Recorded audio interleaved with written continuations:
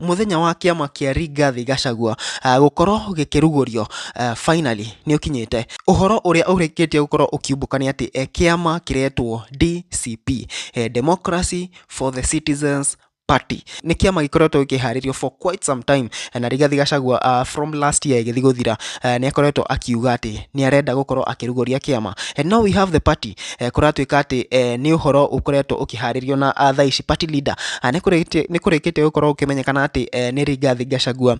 Deputy party leader ni Cleopas Malala, former secretary general of UDA party.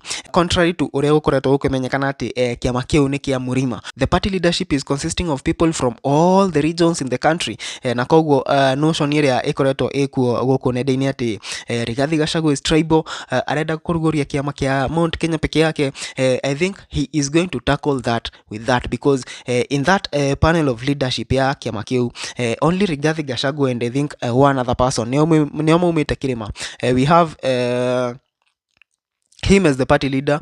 The deputy party leader is Cleopas Malala. We have tuna Mudogi wa kuria senator kuria Kajiado.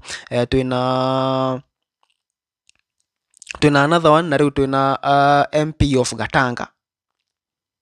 I think Rigathi Gachagua and the MP of Gatanga no Agikuyu in that party leadership.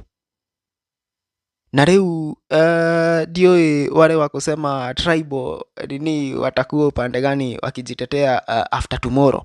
Na nduru za kuaminika shirauga ati after the launch of this party ni gukorwo na battle imwe nene muno, supremacy battle ya Mount Kenya.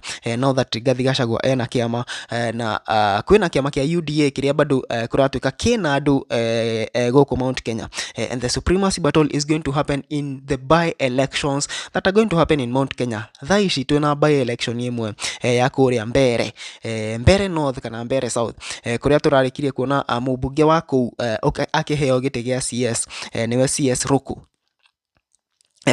Na kuu ni njui ni gukorwo riu na mbara iyo ya who is going to take that seat, na mundu uria ugukorwo akioya gite kiu either Rigathi Gachagua or William Ruto ni gukorwo provete as the one who is holding the mountain.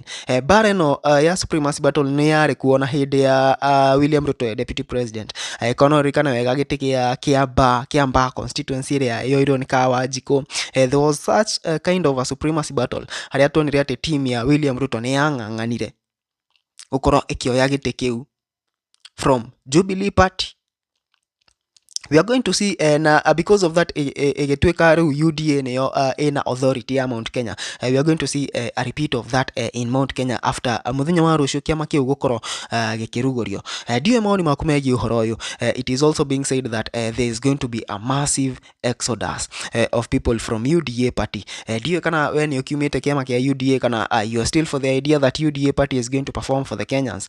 No kuria kuratwika ati muthenya wa rucio andu ni megukorwo makiuma kiama kia UDA na maingire kiama kia DCP.